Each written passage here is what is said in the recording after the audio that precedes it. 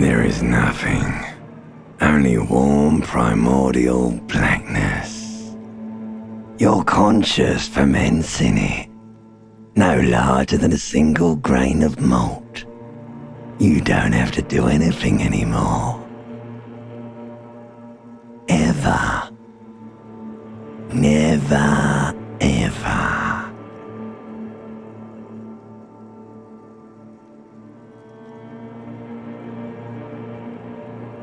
Never, ever, ever, baby. An inordinate amount of time passes. It is utterly void of struggle. No ex-wives are contained within it.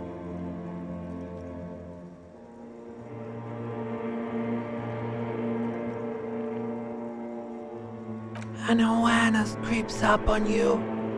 A mass lies hidden in your dead angle, soaking in some lurid acidic sauce. It's bloated and shameful, a ball of meat surrounding you. This is a terrible line of questioning, and it will only lead to more awareness of the meat thing. Ex-love, ex-tenderness. It is foolish of you to resurface to the loss. Not after all the damage you've suffered to get here. Some of it irreversible. Stay. Sail with me through the abyssopelagic zone.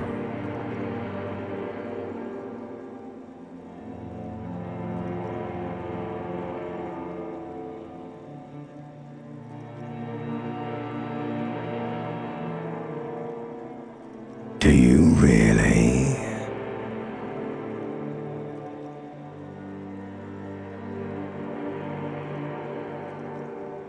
You wouldn't like it if I told you what was back there. Why'd you think you had to bludgeon yourself into oblivion? Or did you not sense yourself marinating? Poured so much on yourself, got a bit carried away, did we, Chef? Fear and apprehension. You should ask what's out there first.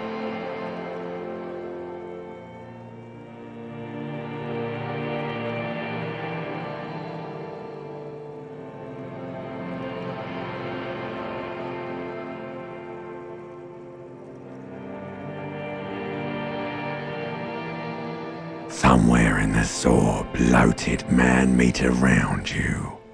A sensation. Like a fly to the ointment, your conscience sticks to it. The limbed and headed machine of pain and undignified suffering is firing up again. It wants to walk the desert. Hurting, longing, dancing to disco music.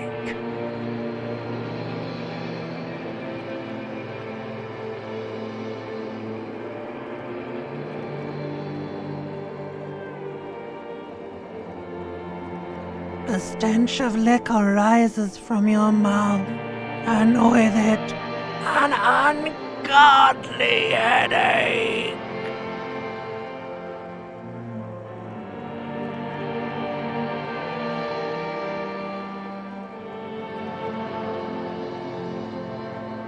A fiery streak penetrates your skull, trying to force your eyes open.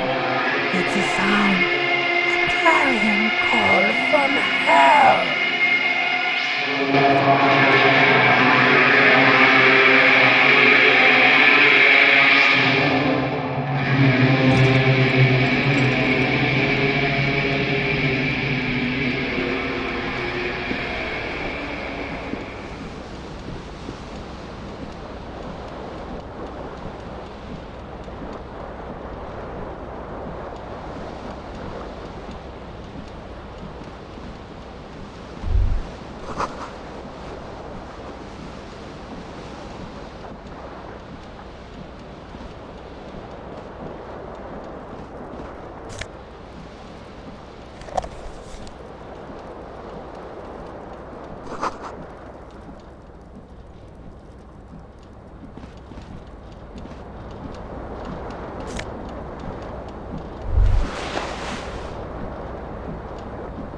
You hear a jingle.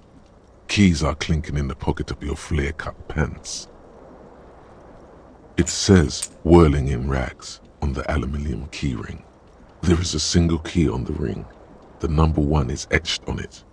It should open the door.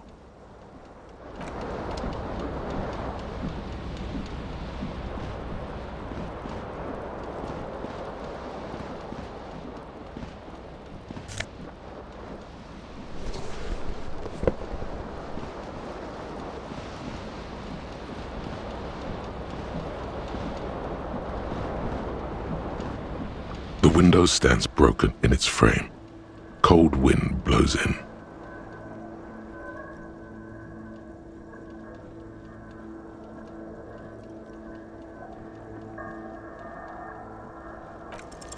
What do you mean, assess the damage? How would you do that? What are you even trying to do?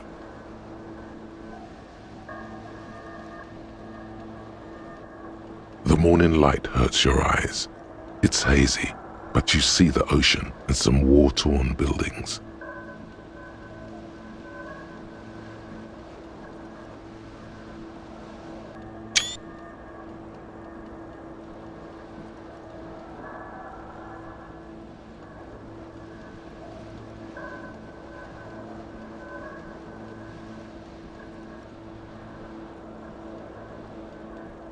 The morning light hurts your eyes.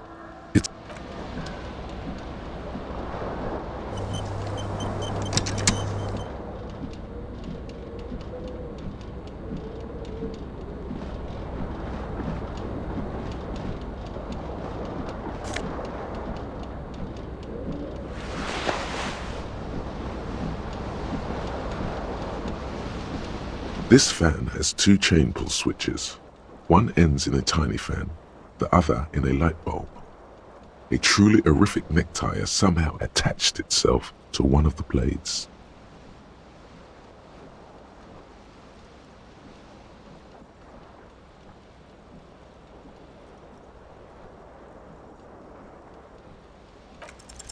You swoop up and catch the tie. Snap! It's released from the blade. What you have in your hand is a truly hideous necktie with 4 or 5 different patterns. The knot reminds you of a noose.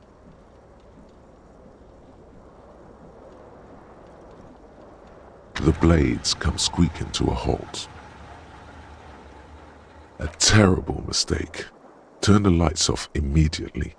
You can practically feel the photons burning a hole in your brain.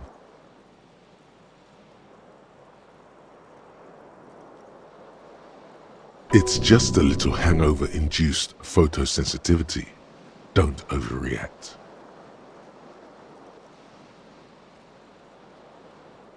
The lights are off.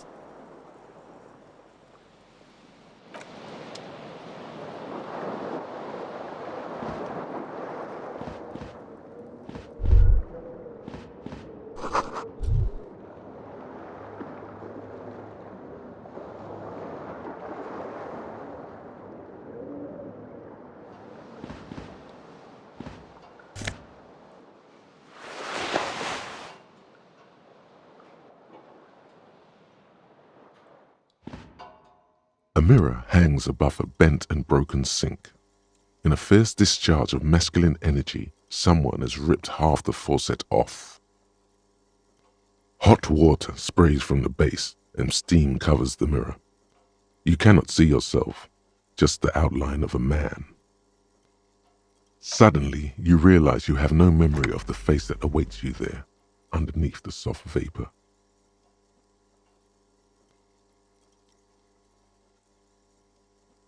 As you slowly reach your hand towards the surface of the mirror. Abort. You clearly have not thought this through. You won't like what you see there, and you will never unbecome it.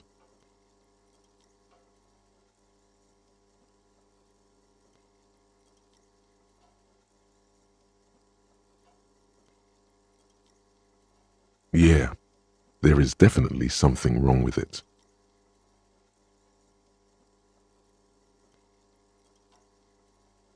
Where to even begin? There is the bloatedness, then the swollenness. It's like there's an upholstery of alcohol underneath your skin.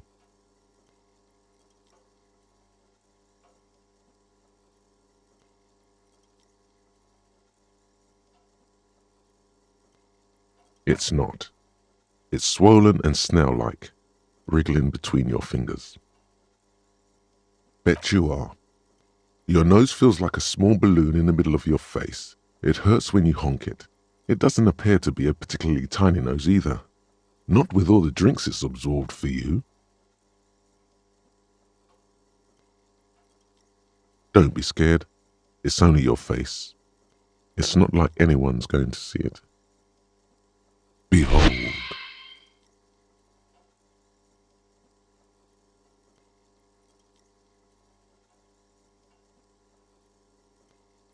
You have no idea who this thing is, do you?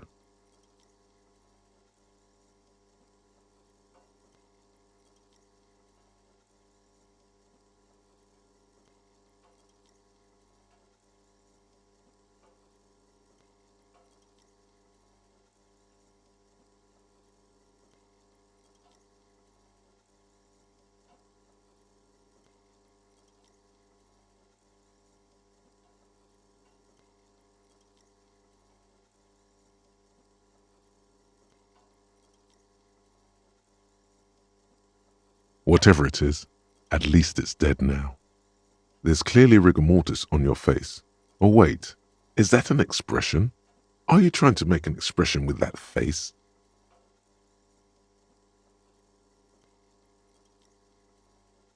Please stop. It's horrible. You're scaring yourself. Oh my God.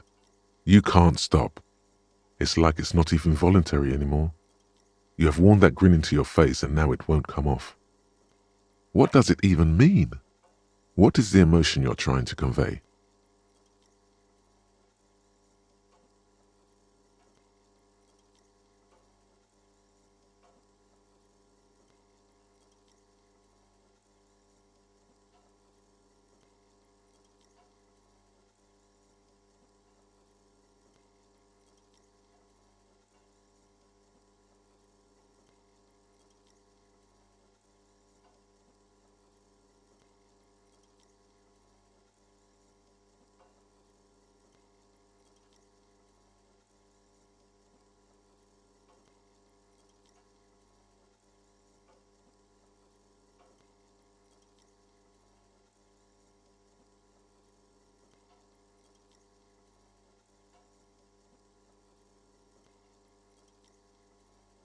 Please promise yourself you are not going to try it on any of the ladies, whatever happens.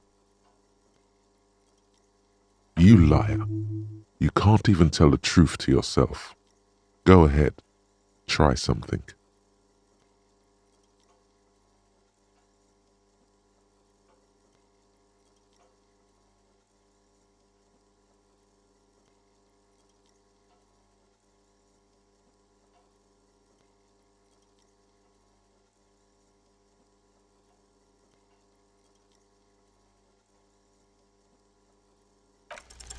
It's too late.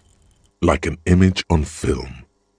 The expression belongs to your primary motor cortex. It would take a minor neurological miracle for you to cease producing it.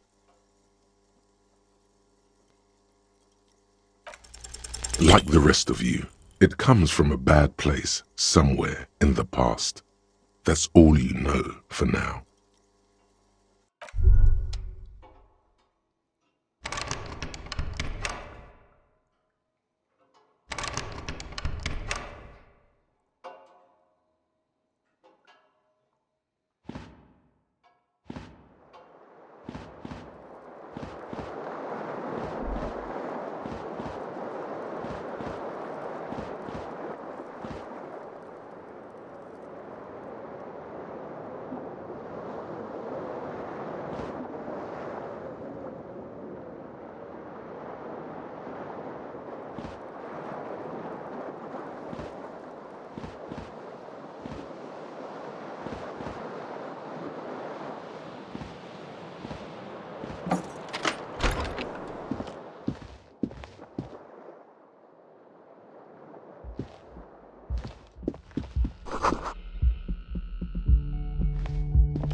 Hello, officer.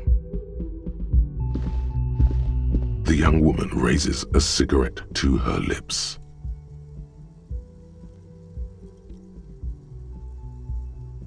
Her eyes are brown and her face is speckled with birthmarks. She can't be more than 28.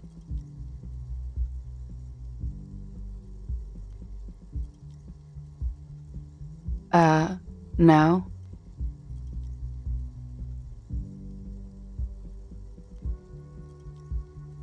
Because you're a police officer, sir.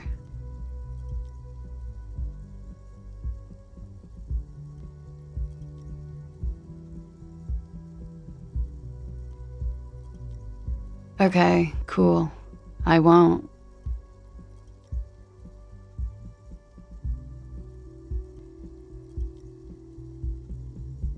First, I have to ask, are you okay, sir? You look like you're about to throw up. Can I bring you something? She's right. Something wants to come out through your mouth. But you can keep it down because your body does not control you.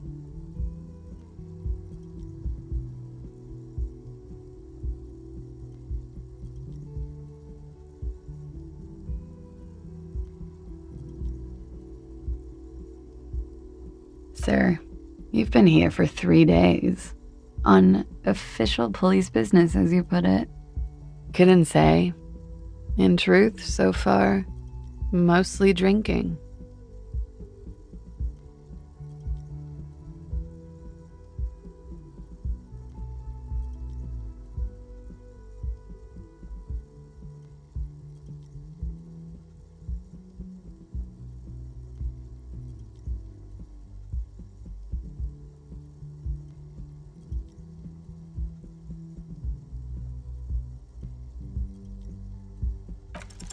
Try the expression.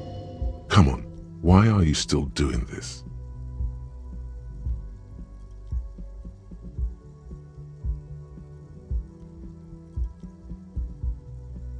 Alcohol raises testosterone levels, especially in men. The levels remain elevated after inebriation ends and the pain begins. You seek comfort. It's only natural. She puts out her cigarette.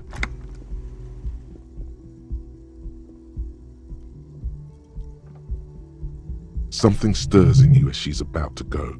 Call it an instinct, a need. The need to ask questions. It's like you said the words 1,000,000 times before. She looks back at you, a light glinting off her eyes.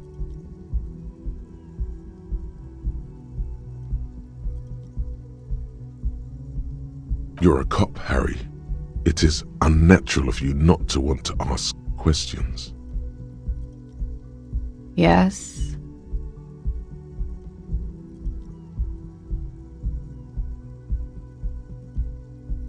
You're in a hostel, sir.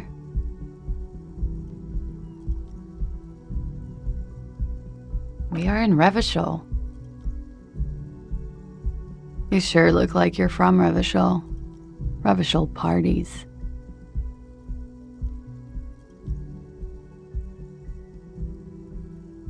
It's 51. The current century?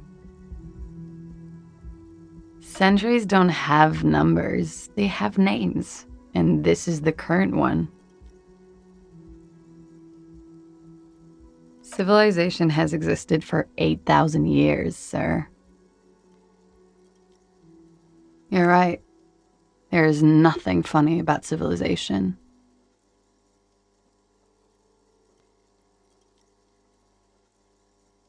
There was the usual ruckus, loud disco music. I couldn't say. It's impossible to hear people speaking from over here. Oh, yes. Various artists. Ostentatious orchestration prime among them.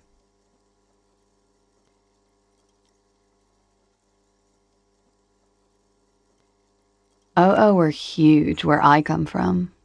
I was very young then, of course, like 7. Life gets hard, but we go on. I don't know about that. At around 2 o'clock, the disco stopped, and there was a change of pace. A slow, sad song started playing, like organ music on repeat. That went on for quite a while. Some of the time, you were yelling along to it. Yes, there was a church in there, a really small church, like the smallest, saddest church in the whole world. It was about that. And also, that it doesn't matter anymore and that we're alone now. It was difficult to tell. The song itself was very quiet and soft, but you sounded like a winded boar, sir. It was hard to understand what you were singing on top of it.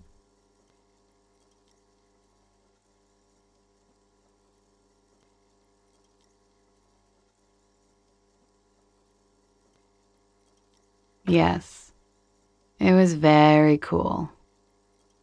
Then you started screaming and trashed the place.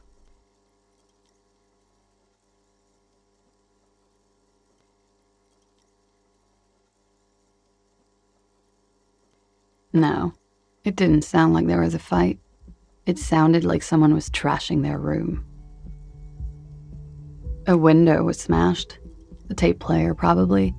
The song stopped. And furniture, too. A real destructathon. There was screaming. Then I think you passed out.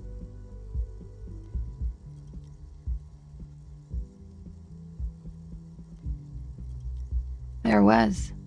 I think you screamed that you didn't want to be this type of animal anymore. I may have misheard, but it was sort of memorable.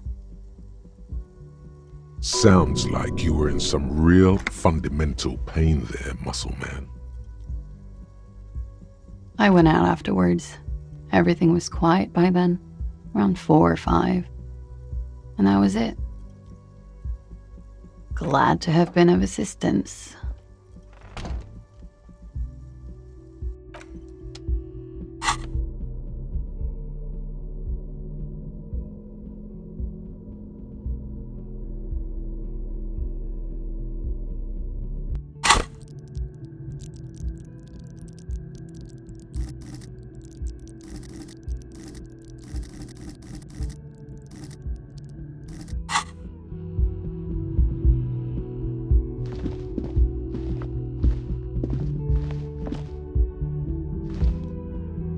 The door is closed.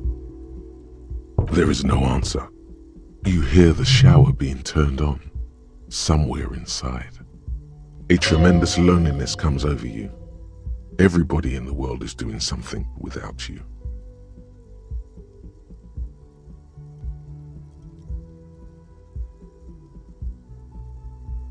The door is mute and indifferent. Your despair is a joke to it. Still no answer. Still nothing. You should punch a fucking hole in it. You slam your fist into the vinyl. It does not produce a hole. The door sits sturdily in the frame, and your fist hurts. This was all a very good, normal thing to do. Not to mention, great exercise. This door can only be opened with a key or from the inside. As you hold the metal, you sense the warmth left there by her hand.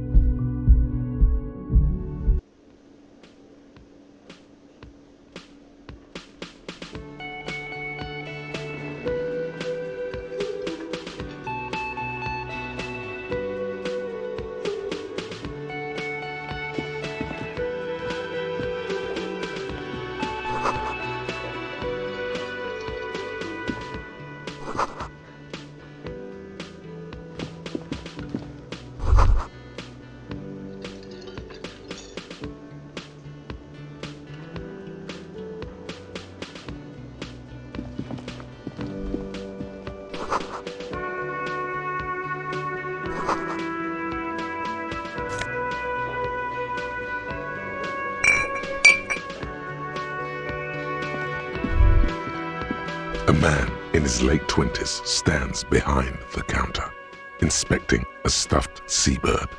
As you approach, he gives you a sideways glance, then looks down again.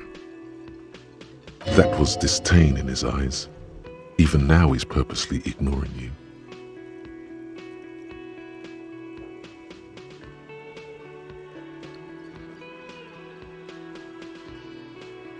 A competent work of taxidermy.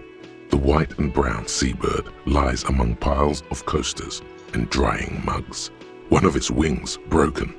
The man is trying to mend it. Looks like the bird was ripped off the shield that was used to mount it, most likely on a wall. A small engraved steel tag says, "The Great Skua, Stegoarius Skua."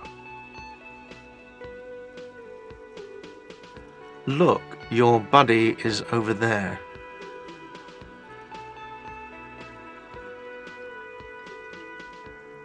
Why don't you go and talk to him, okay?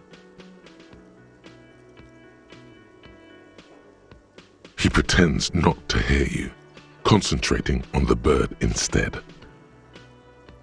Oh no, you're a hero. A real hero cop. Yes, you are. A real decorated hero. What did you not do? First you took the body down, then you solved the murder, then you didn't trash my hostel room. Maybe you even negotiated the strike.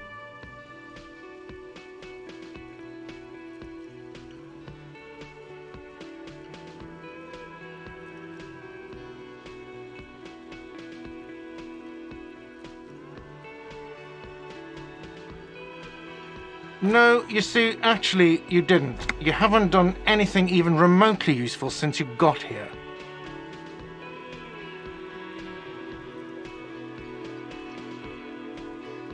No, I haven't seen you around. I'm not always here.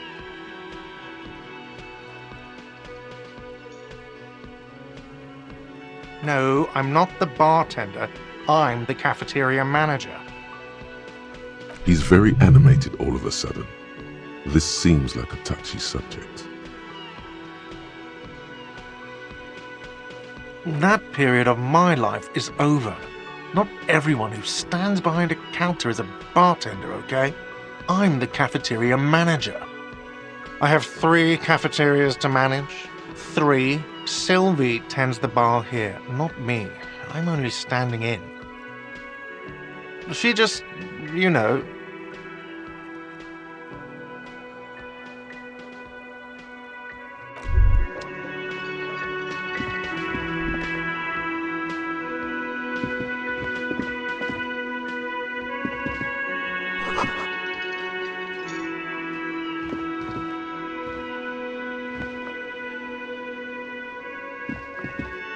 Hello, sweetie. You shouldn't keep your colleague waiting.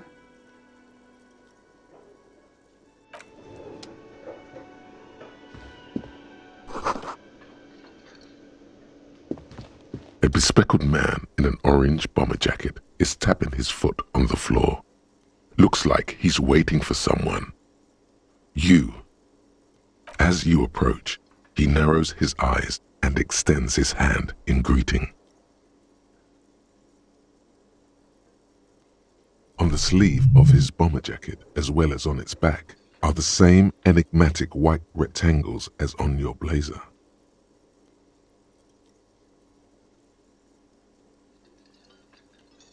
Hello, I'm Kim Kitsuragi, Lieutenant, Precinct 57. You must be from the 41st. You realize he is waiting for your name.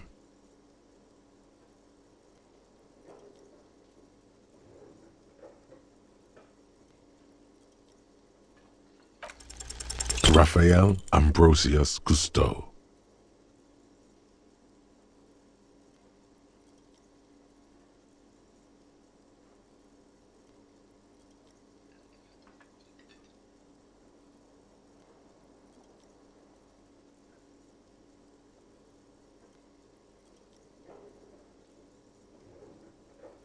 Yes, well. It looks like we had a little scheduling error on Sunday. Saturday too, actually. Have you had time to talk to the manager here?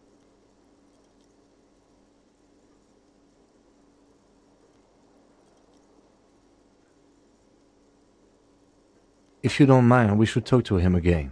Ask him for a rundown of the area. Now that I'm here as well. I understand the scene is out back, right? It also wouldn't hurt to assure him the police are finally here. In full force, I mean. Have you mapped out the initial interviews?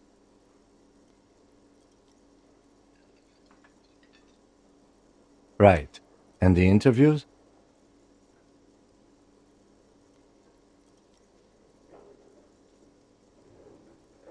At the 57th, we like to prepare an initial list of persons of interest, and then just skim the surface.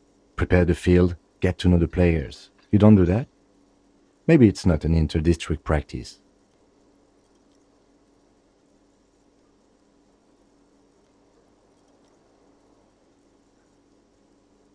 Okay, we'll have time for that after we take a look at the coroner's case.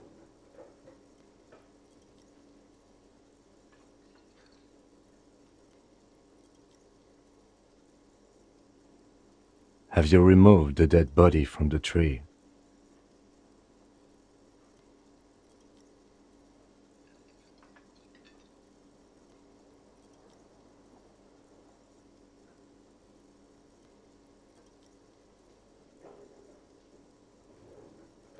Completely.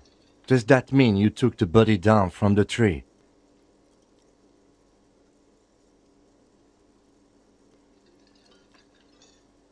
Does that mean the body is no longer in the tree? Sure. But did you take it down from the tree? So, the body is still in the tree. This is the first time you detect a weariness in the lieutenant's voice. It is obvious he would have preferred for the body to no longer be in the tree. Where it has been hanging for 7 days straight. We should go there as soon as we are done talking to the owner.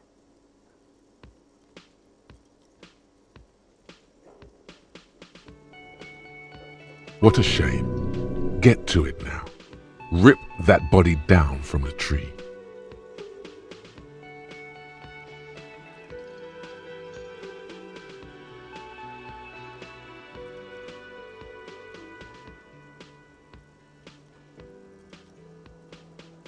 We all feel that way sometimes. There is no such thing as a police officer, I'm afraid. What remains is that there is a dead body in the tree. Someone has to figure out who put it there. If we don't, no one else will. But first, we have to take it down.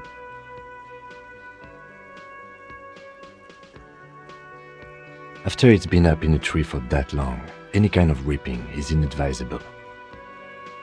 Delicate goods, filled with stinking horrors. Talk to the manager. Then we go out back and take the body down. I was sent here to meet a detective from Precinct 41. You have the insignia of the Citizens Militia on your sleeve and on your back. I suppose you could be impersonating him. You could have gotten the insignia from the black market or forged it.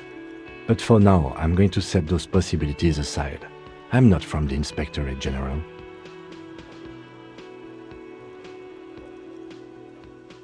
Yes. They are not just white rectangles. They bear a halogen watermark with the letters RCM and a pattern resembling the street grid of Revachol West. I would ask you to step into the headlights of my motor carriage, but again, it's none of my concern. I just need you to do your job.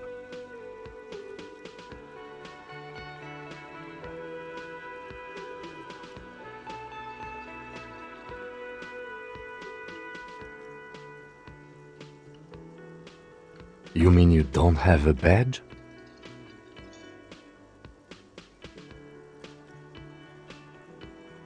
Oh, if you didn't have your badge, then that would be very bad. You would need to report it on my shortwave. But since you do have it, we can go straight to the task at hand. After you, officer.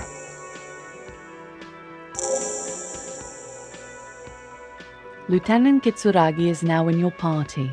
You can talk to him whenever by interacting with him.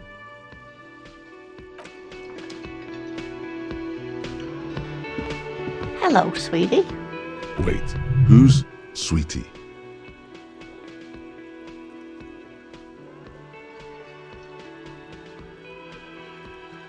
You're a handsome man, officer, with your mustache and your chiseled jaw and that silly dimple on your chin. But dear, you're not for me.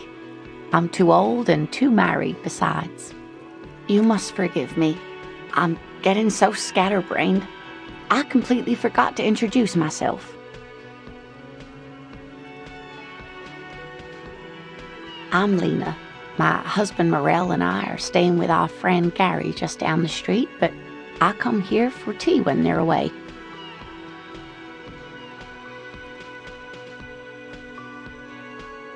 This Lena is wacky enough for the motley crew.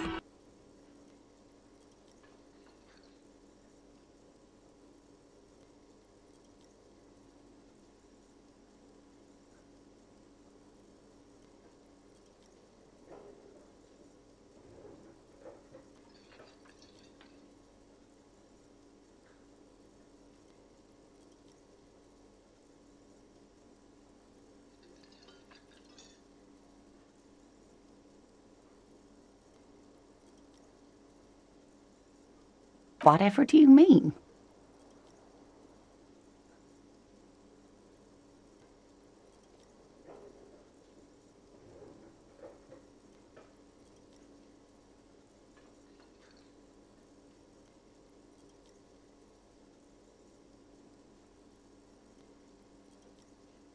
Sequence killers? Oh my.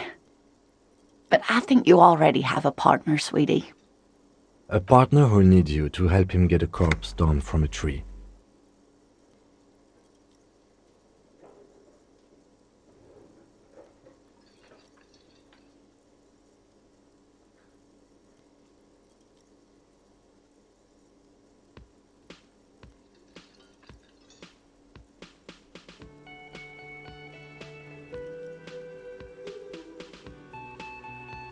I can assure you with absolute certainty, there are no sequence killings taking place in Martinez. Now, gentlemen, no need to squabble. I wouldn't be of much use to you anyway, sweetie. Thank you, but Martinez isn't the most wheelchair-accessible place, you see. I'd slow you down. Perhaps another time.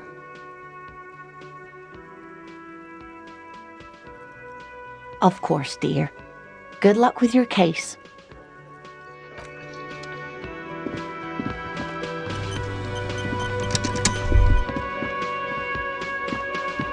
The man with the unimpressive beard notices you approaching. He drops the ledger he was holding and turns to the lieutenant. Mr. Gart, right? You run this place. Yes. I am Kim Kitsuragi from Precinct 57. This is an inter-district investigation, so joining me from Precinct 41...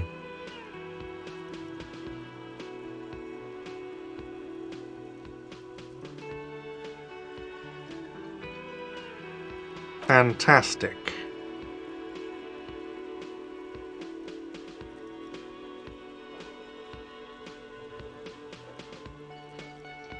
That's wonderful, really. I think so. But there's a dead body out back.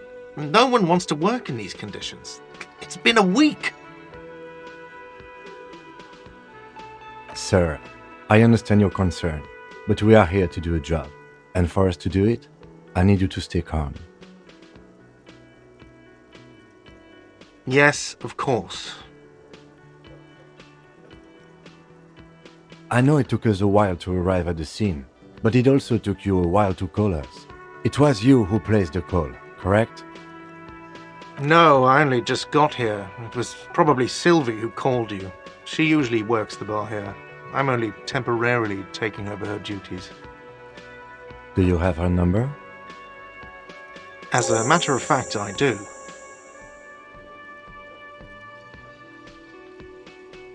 This sounds like something you can use to call this Sylvie later. You said you just got here. From where? Are you a local?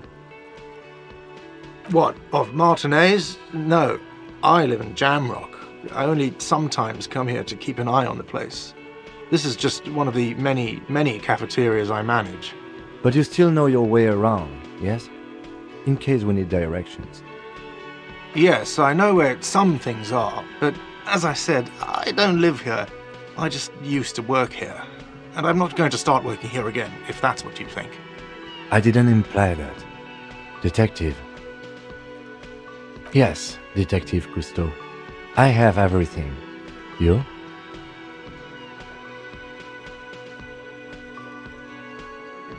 Yes, he means, do you have questions for me, like a police officer would?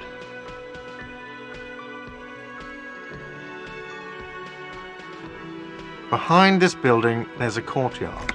They hoisted him up on a tree there. That's easy. See that door there? First you exit through that. Then to your right, you should see a big hole in the fence. A really big one. You can get to the courtyard through there. No need for the keys. The hole is big enough for the Franco-Nigerian cavalry to fit through. I don't know who killed him. I'm not the police. That's your job. He doesn't know. He just said they hoisted him up on a tree. Who is this they?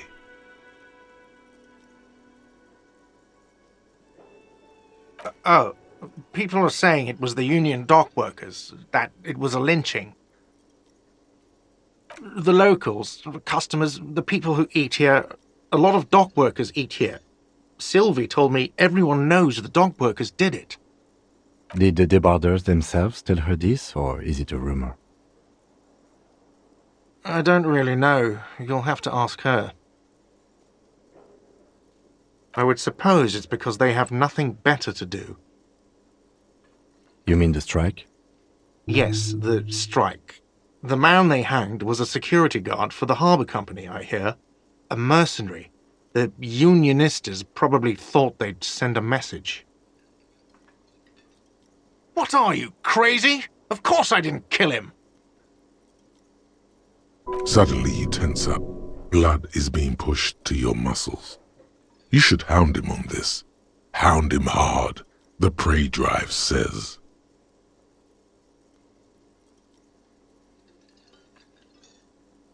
No, I didn't. I didn't. I don't appreciate this. What is this?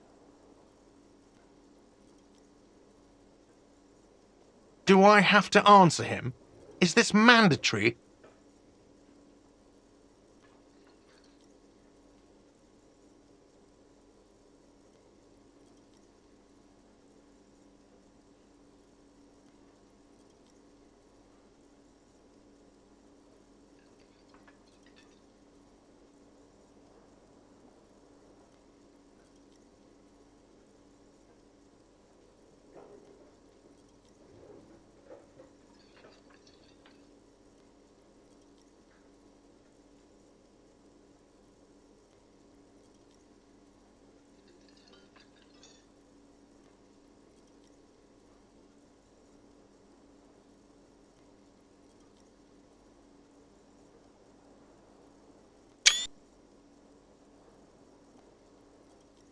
The lieutenant stands motionless, his expression unreadable.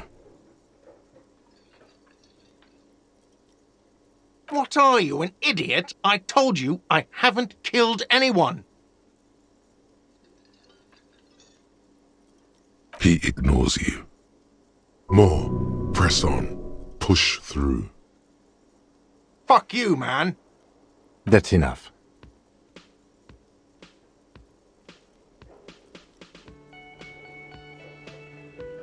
That's a real pity.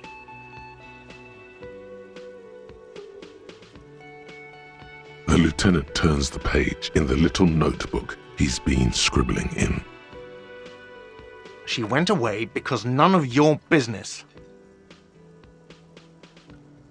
Oh my god, what is your obsession with this Sylvie person? Get over it. Let's go. Not so fast. You owe me 130 real.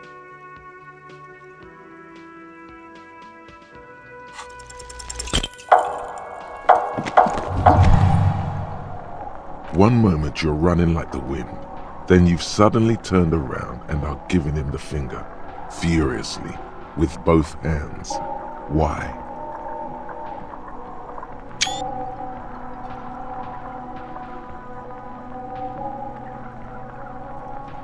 Watch out!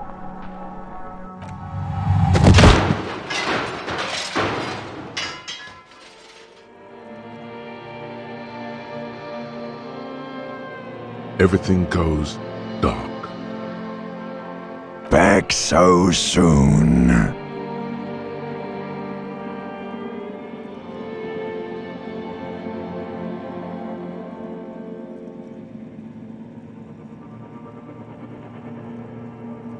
Those are mysteries of the spinal cord. The spinal cord has yet to reveal itself to you. Its mysteries are unholy mysteries.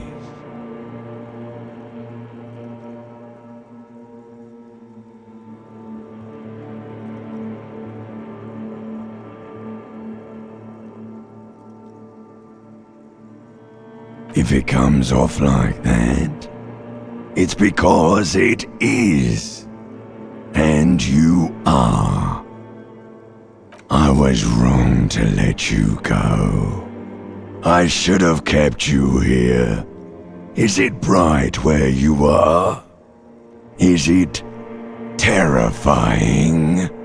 Have you felt the love? That is too bad. We all need a little love. Are you okay?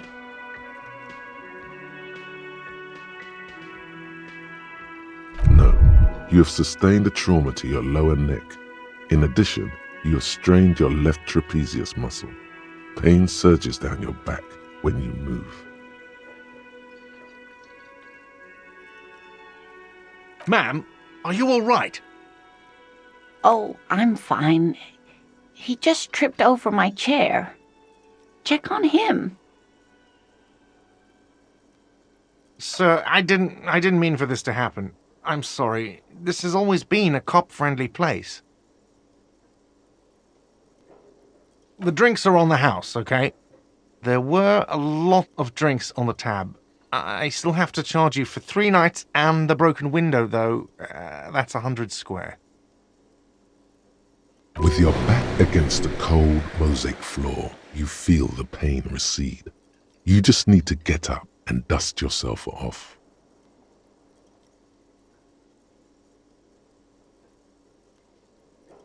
Don't thank me yet. You still owe me 100 real. If you don't have it by tonight, I just can't let you up there. And for God's sake, watch out for yourself.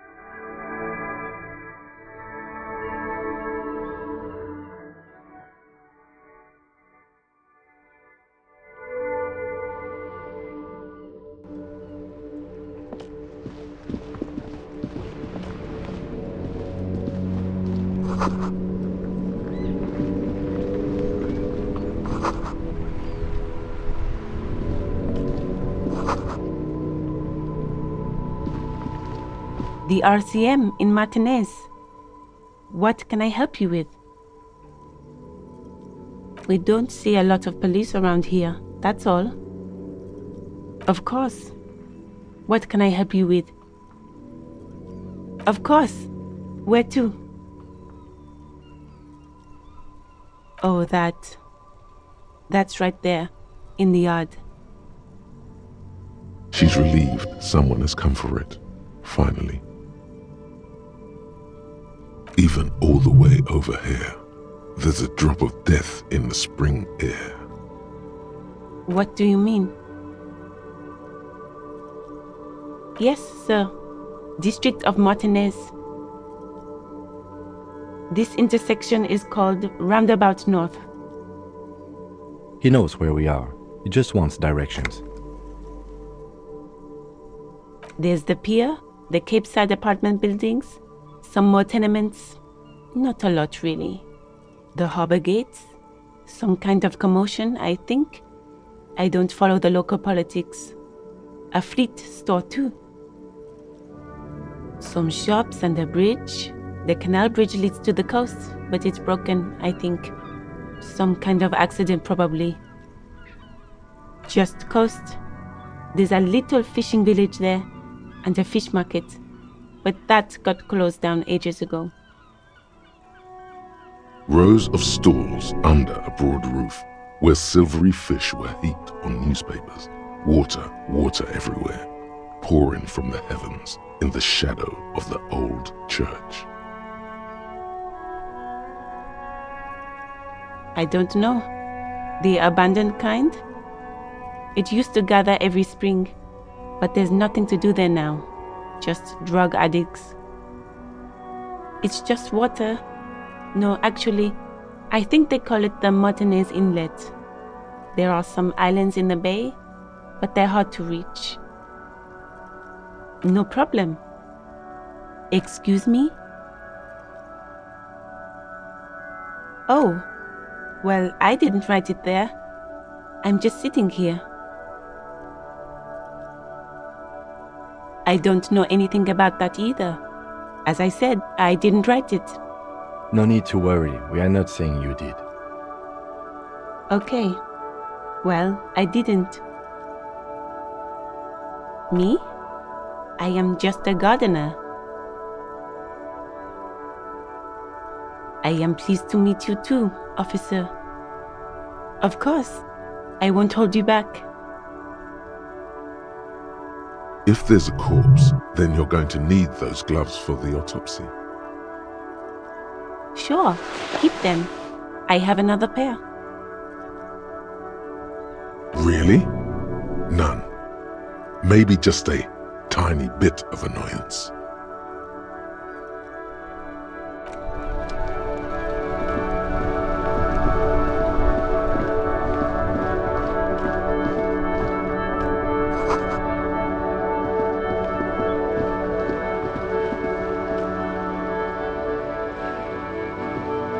Hello, sir. Step right in. The store is open. I know, sir. Are you interested in a new and exciting book? It's a bookstore, sir. We sell books, postcards, and some board games. It's called Crime, Romance, and Biographies of Famous People. Whoa, whoa, whoa, whoa. Hold your horses, little girl.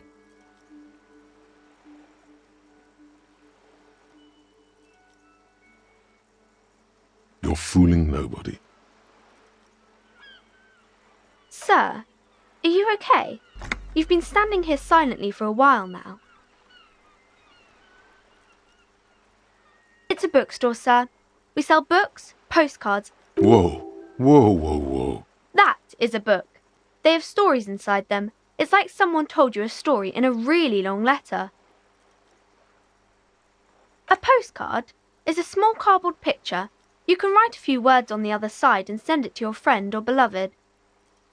Board games are like little games on a table. made to pass the time.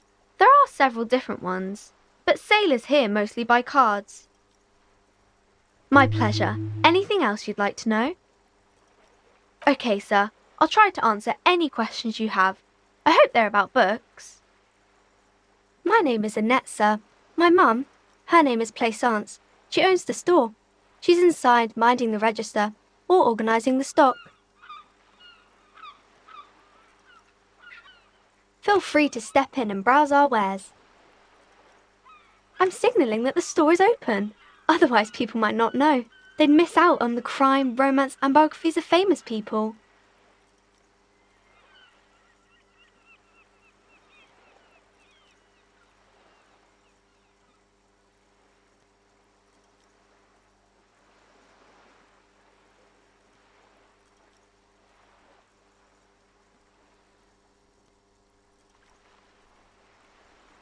Thank you, sir. I'm happy to help Mum out with the store.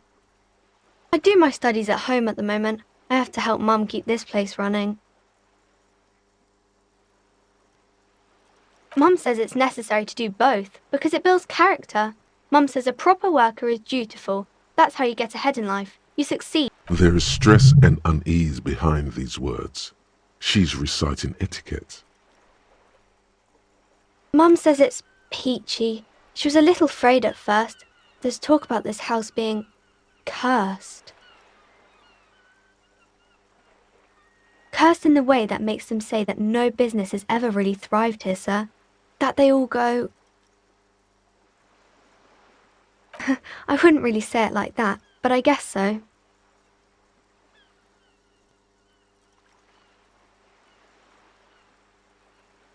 We can go into the bookstore and ask about the case, but I don't see much more to look into here.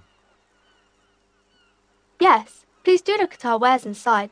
The postcards and board games you asked about are also there, sir.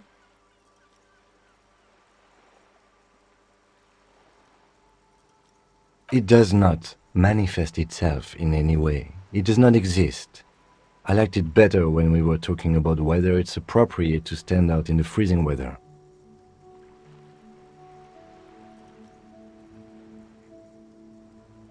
No such thing. Anything else you wanted to talk about, sir?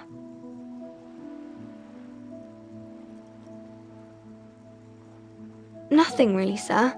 Mum doesn't allow me to sneak around in the back rooms or the cellar. I don't really know what's there. Maybe I can tell you about some of our books instead. Crime fiction is about murders or burglaries or things like that, and the work of a policeman or a private detective who's trying to solve a crime and catch the criminals.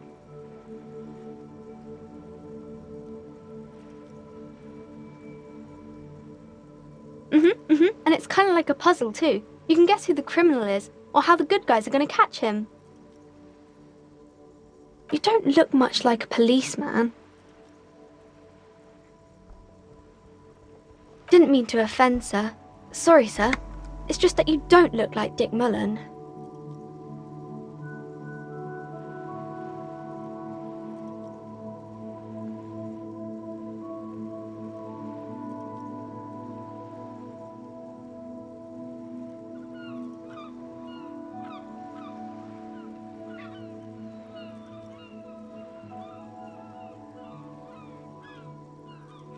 Head, yes. No, your resilience. No, your mind.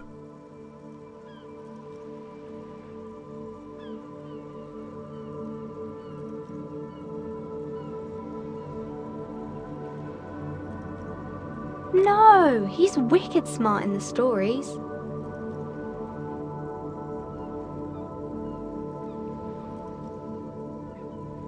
Like you, sir, of course.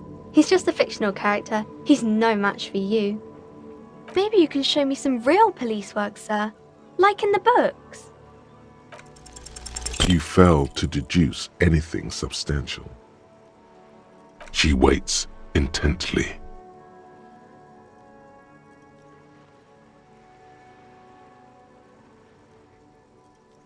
Come on, don't be silly. That's not a proper deduction.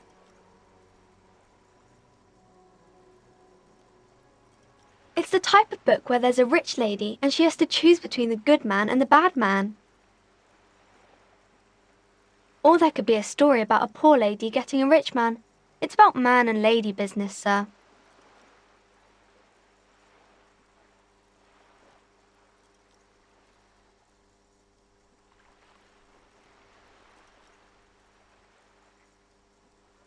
I haven't read many of those. Maybe you should ask Mum. I don't think it's a romance story if the main characters break up, though.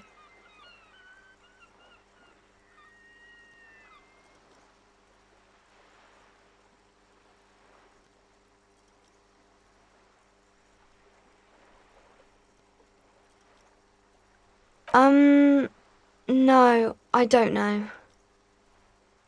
You can take this. Blossom like a pain flower. The girl is at a loss for words.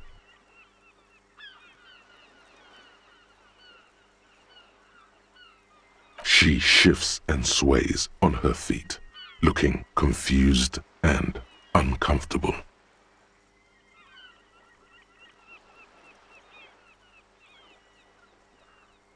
I'm sorry, sir. I don't know how to help you.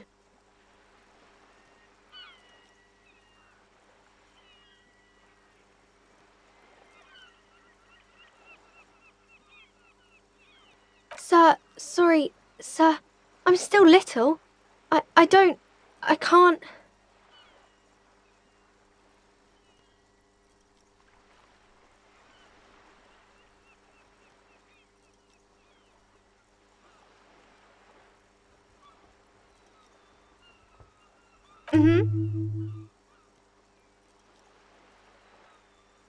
That's really not a proper romance story.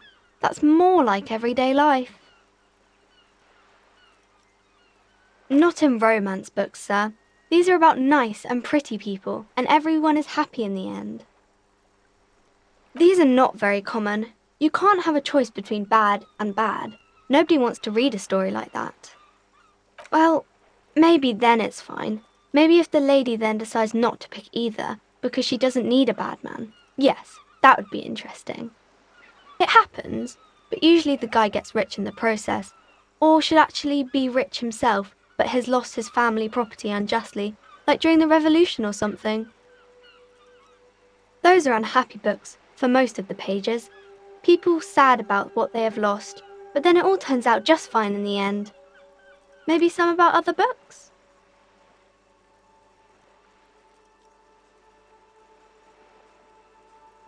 No, sir, I can't. It would be too tiring to refrain from it. It's already tiring enough to remember to say it all the time. It's nice of you to say I could stop, though.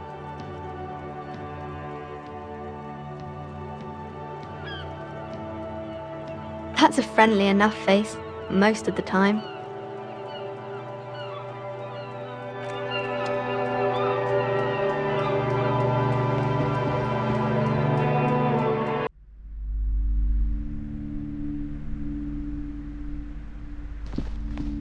The display rack is brimming with worn paperbacks featuring an extremely muscular, sword-wielding barbarian on the cover. Nearly all the titles contain the word Heimdall somewhere. Oh, Man from Heimdall. A very popular series of adventure novels. They're awfully immoral and violent books. Blood and violence, scantily clad women, epic narratives, all those mystical things he encounters. They're bound to grab those with little imagination and nothing to do.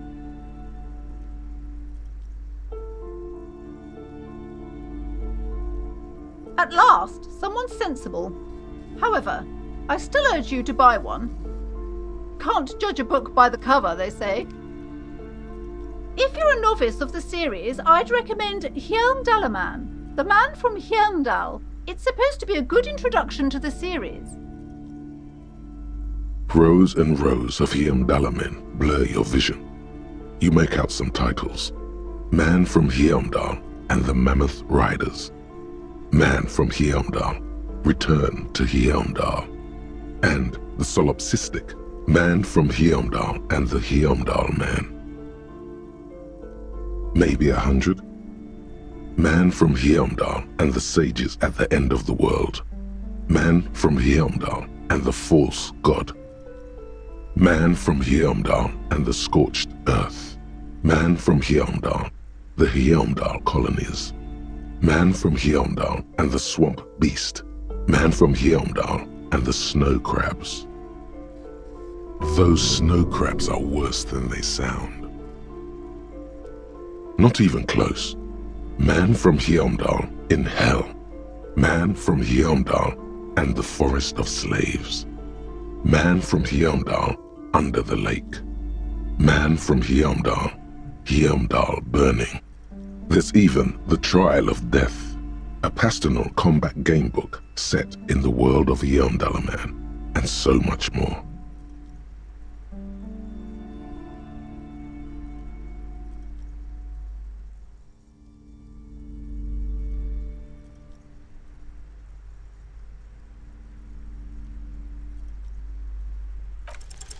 A twinge at the back of your head makes you flinch. Your eye starts twitching. Your hand reaches toward a book with glossy cover art of the very muscular man from Heimdall in chains, kneeling in front of a staircase leading to a throne. A woman sits on the throne, leering at the man. Between the throne and the Heimdallaman lies a bonfire, casting shadows on the wall.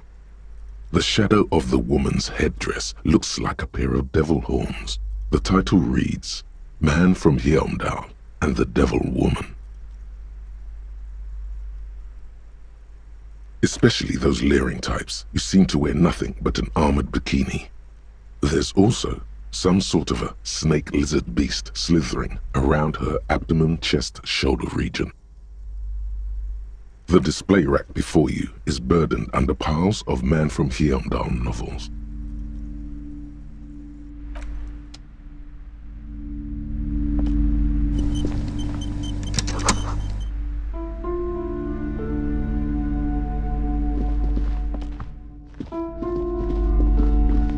A small mountain of colorful board game boxes. There are numerous types of games for all ages. A lot of shelf space seems to be taken up by Wirral-related merchandise. Wonderful board games, sir.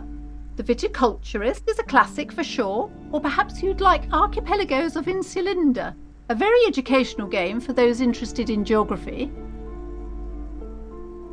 Raubritter is a fun game of economic competition, but can get quite intense after a while. We have games for the whole family. You can play with your children.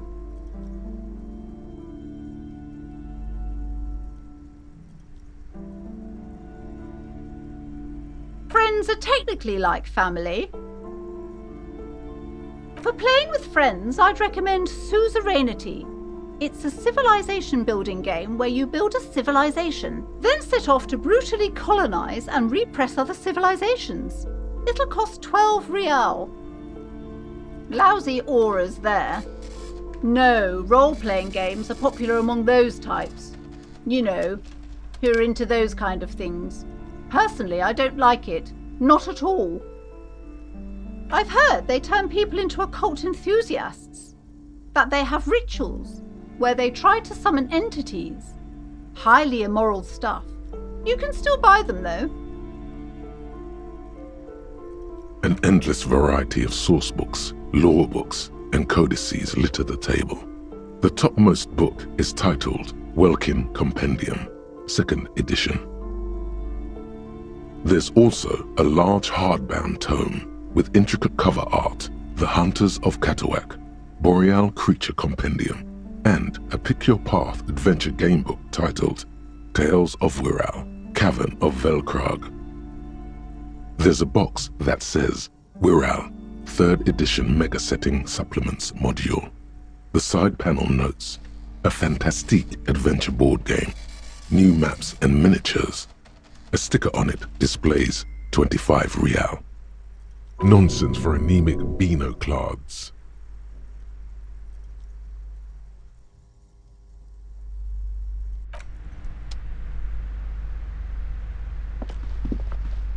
Welcome to Crime, Romance and Biographies of Famous People. My name is Plaisance. Be welcome, and please take responsibility for the energy you bring into this space.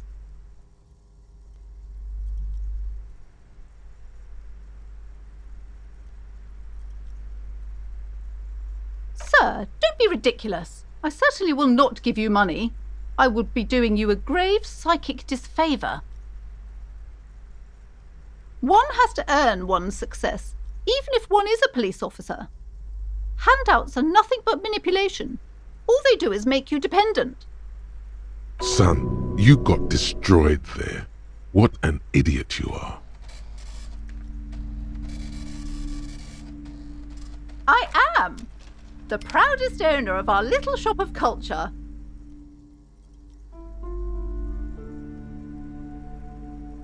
Goodness, you were already doing good, browsing the shelves. Why'd you stop? Don't you feel compelled? Go, go! Get back there. The books await you. Everything is on the shelves. Take a look yourself. The shelves compel you, don't they? She smiles and nods, seemingly relieved. Annette, yes, my daughter. I hope she wasn't slacking off again with her nose in science fiction. Tell me, was she at her post doing her job like a proper girl? Wonderful! Did you talk to her? Great! On a scale of 1 to 10, how compelled were you to buy books after talking with her? My precious, her dedication brings joy to my heart. If you have children, I hope they turn out as great as my Annette. As a young girl should be, with the proper attitude, she'll have a bright financial future. The woman before you scans the store, her shoulders rigid and tense. Cursed? Who said that? Annette? I will have a word with her. This place is not cursed. It has a robustly magnetic energy. Good for commercial activity. My business is thriving, sir.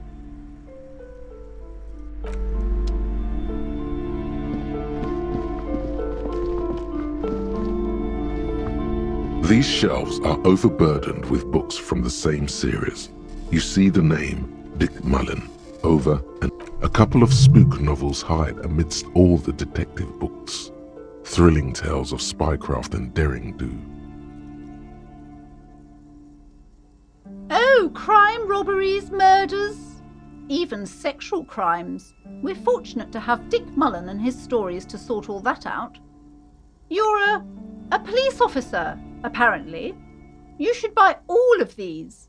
They really do teach a person how to be a proper detective. Sex crimes did pique your interest, but still, this Dick Mullen person only gets your pleasure centers down. Crime fiction is a disgrace, an asinine misrepresentation of the physical attributes of the arduous everyday work of actual police officers. These books greatly overstate the excitement of police work, glossing over how long it takes to actually follow up on leads and eliminate dead ends. Furthermore, they have no idea how hard it is to simply remove a body from a tree. What's more, they completely ignore the psychological hardships of year after year coming into contact with people during the worst days of their lives. Not a single mention of all the stress this work creates upon the officer's family. Detective fiction just doesn't tell the truth at all. Now, would you like a list of all the books found on the shelf? Shelves filled to the brim with crime novels featuring the supposed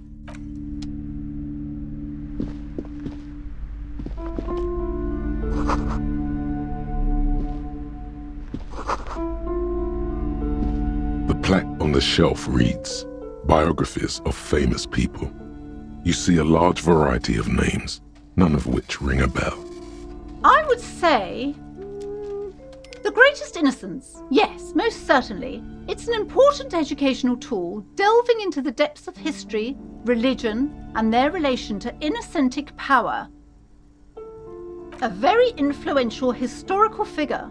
But surely I don't have to tell you that. You're a law officer, and law officers have at least some education. The book is also very daring. The author aims to re-examine the universal understandings of the inacentic system, creating a fresh vantage point and a shift in the tired order of things.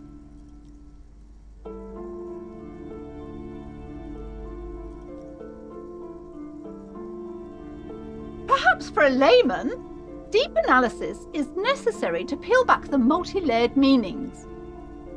Certainly, it's prudent for a person to have at least an elementary understanding of history and society. Imagine the chaos we'd be in otherwise. You feel like you should get this one. Definitely. It's important somehow.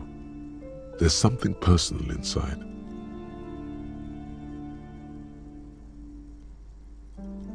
I would say The Greatest Innocence. Shelves full of biographies of famous people, whoever.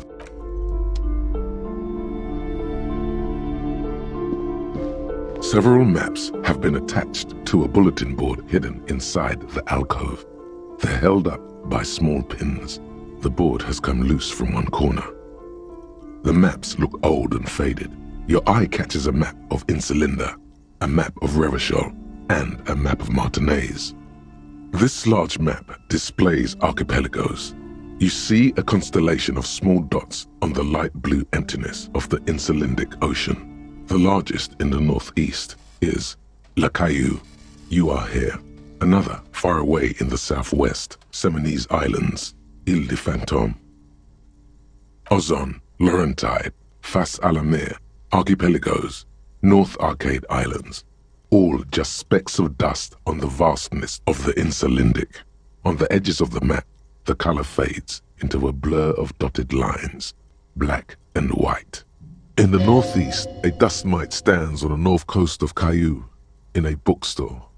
It's you.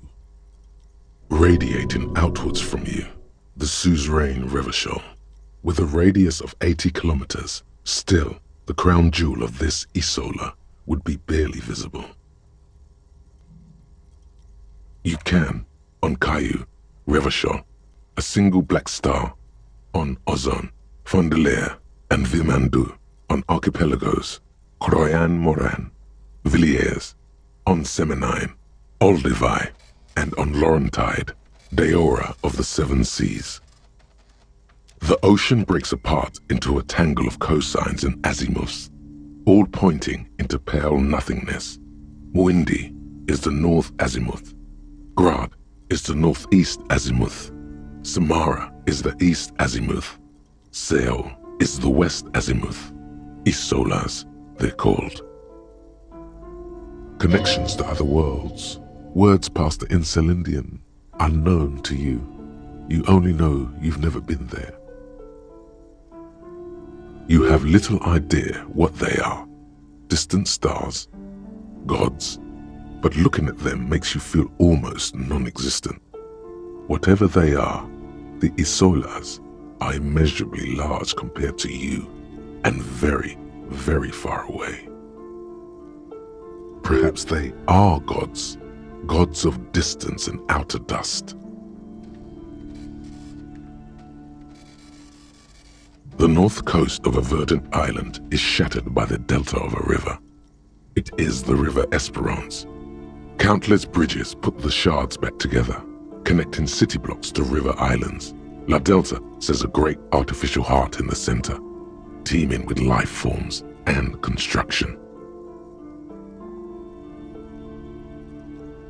To the east, rolling hillsides, Le Jardin, Stella Marie, the suburbs of Saint-Baptiste, swallowed up into the megacity. They sound rich to you. This is Revachol East.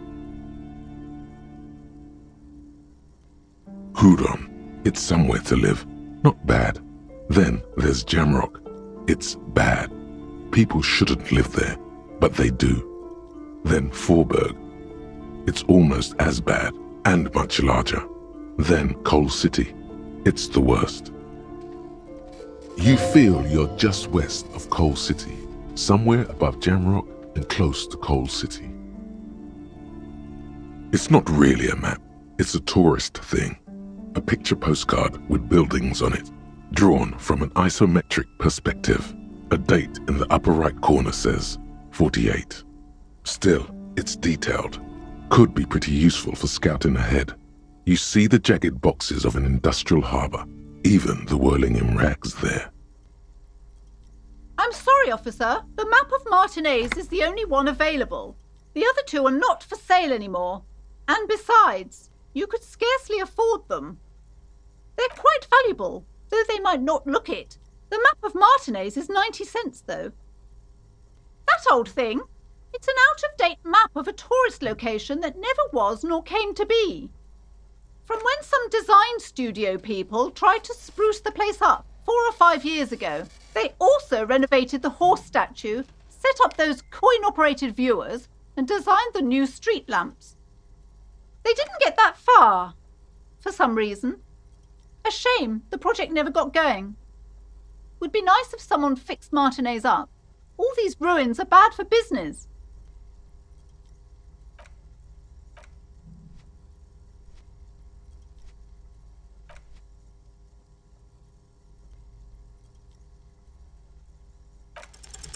Slowly, you move your hand toward the map attached to the board. Before you even reach the map, you're in... Perhaps not. It's against RCM policy to defraud small business owners.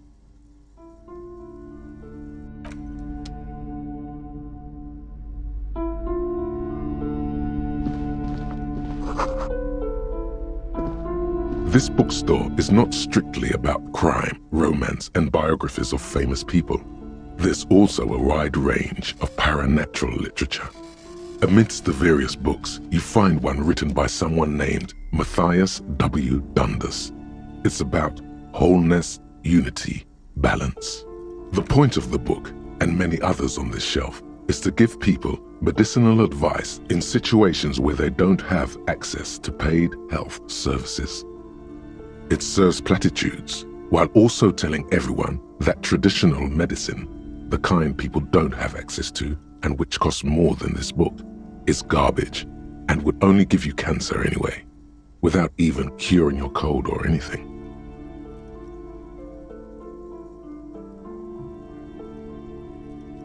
Wholeness, unity, balance, on the other hand, can basically take care of anything, though it is important to note. When it's up to your mind to heal yourself, then it's because of your mind that you're ill in the first place. It's your own fault if you're ill. Got it? Various paranatural books still litter the shelf.